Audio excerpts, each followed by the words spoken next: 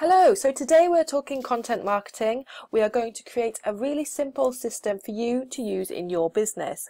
Now these are tried and tested by myself in my business and they work. However, you will be able to tweak them to your own business. Now I'm not saying it's guaranteed to work because you have to do the work. You have to put the time in, you have to use the tools that you're given and you have to execute on them. So, I can give you all the tools and everything that you need and the guidance, but you still have to do the work. So if you're looking to reduce your overwhelm and you want to consistently post on social media and you want to be able to outsource this, if you want to have a social media manager or just someone to schedule your posts for you, if you systemize everything first, it's going to be so much easier. It'll save you time, money, less stress. It's just much better this way. So let's see if we can nail the system in an hour a week, right? So content marketing is like a first date. If you do, all you do is talk about yourself, there won't be a second date. That is so true. So social media isn't to just talk about you, it's to engage with your audience. It's not about you saying how amazing you are. If the best marketing is your clients talking about you and referring you, not you, singing your own praises, because that's no good to anyone. So, give them stories of your clients, provide them with great content, be helpful and give. Okay, not talk about yourself. So here's some stats for you. 74% of adults online use social networks every day. 74% of people, that is amazing. 50% of your sales funnel may be accounting for your social media. So over half of your clients have probably come through your social media. And a whopping 81% of consumers research online before making a big purchase.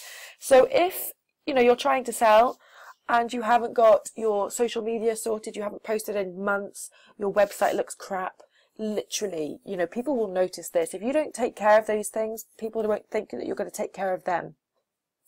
So the first thing you need to do is evaluate. So what got you the best feedback? What type of content do you enjoy? What type of content is popular to your audience and what comes natural? No point talking about something you don't know anything about. So the next thing to do is to brainstorm. So what ideas, what themes, topics, national days are relevant to your business? Frequently asked questions, seasons even. And then you go on to what type of content, how often are you going to post?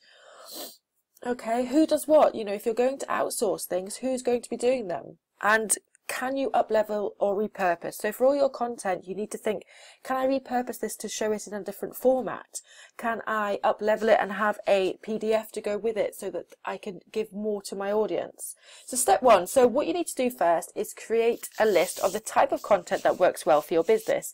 So you can go through your the last month of analytics perhaps and find your sweet spot. So that's what your audience enjoys writing and what you enjoy to create. So some ideas, blogs, videos, broadcast, text, images, podcast, infographics. Go through them and see what has the most comments, see what has the most reach, which has been shared more, things like that. How many views on your blog and things like that. It's so simple and most people overlook it. Step two, brainstorm some ideas. So either with your team or on your own, just write the answer to the questions. What problems do they have? What problems do your customer have? What keeps them up at night? What can you help them with? What do you want them to achieve? So this is something to really think about. So you can write down the ideas and how you can solve those problems for them. So what is it you can help with? What one thing can you solve for them? What is it that keeps them up at night? What gets them out of bed in the morning? What annoys them?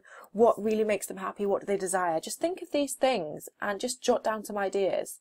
So here's some themes. So what themes are relevant to your business? So if it's health, national days, perhaps seasons of the year and events. So what themes could you use in your business that will help you? Sorry about that.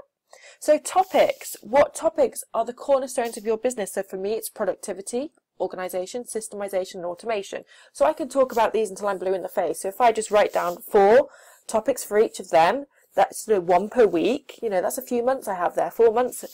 And then you can go on to frequently asked questions. So what questions do your clients often ask you? When people are looking to buy, what do they consistently ask you? What can you help people with? What's the problem that they have on a regular basis that you can solve? And ask. This is a biggie. So if you haven't already done a survey for feedback from your list or your clients or prospective clients, this is something you need to do today. So ask them, what type of content do they like? What do they want more of? What do they want less of? What makes their life easier? What do they like to learn about? What can you do for them? It's not about you, it's about them. So ask them. So step 3, how often will you post? Now, there's no point saying that you're going to post 30 times a day and blah, blah, blah, and creating these content ideas if you're not going to have time to put them together. So what is going to be your most powerful content? Do you enjoy to write, or do you prefer video? So go from there to blogging. It's normally writing or video, maybe audio as well. So find out which one's best for you and what you're good at, and do that, and then repurpose it from there. You can delegate responsibilities to your team, or you can get it outsourced. So, you know, research, the writing, graphics, editing, you can get parts of the process done for you, and then you can look for ways to up-level your content and repurpose. So if you do a video, you can strip out the audio, so you can have a podcast, you can have that transcribed to a blog, all these kind of things to make your life easier, and you're getting the most out of your work.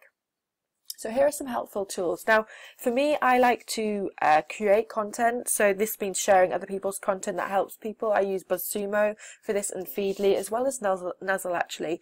BuzzSumo is also helpful to give you ideas of what's popular, so you can see what's doing well. Keywords. Type in the keywords of your business and see what comes up. Google search, trending topics. These are all things to give you ideas of what to write about. Why is it important anyway? So pushing out content you want to publish is a lot different than executing a successful content marketing program that connects with customers by delivering meaningful experiences that are contextually relevant. How awesome is that? I mean, really, it just hits the nail on the head, doesn't it?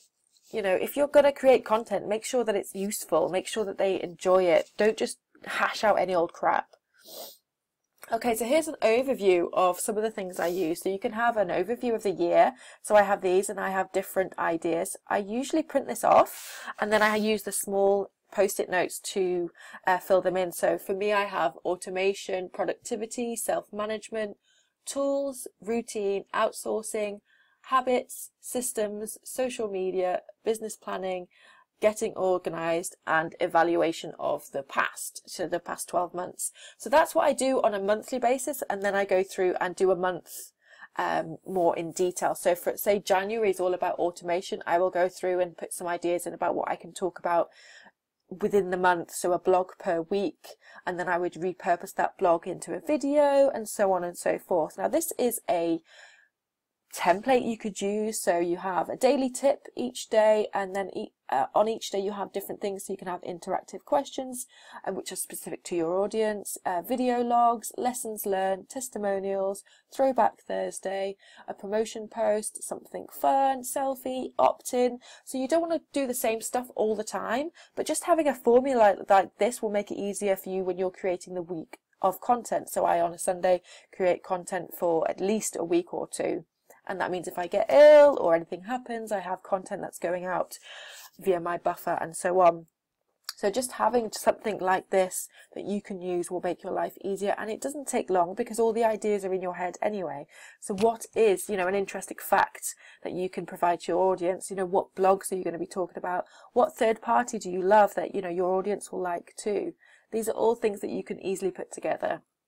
And then it's about aligning your content. So what is your core message and your audience avatar, and that's your winning content strategy, and putting that together for your clients means that they get to see the best of your content, they love it, they enjoy it, and you're going to create relationships, engage with your audience, and get clients. So I hope that's helpful. If you do have any questions, please let me know.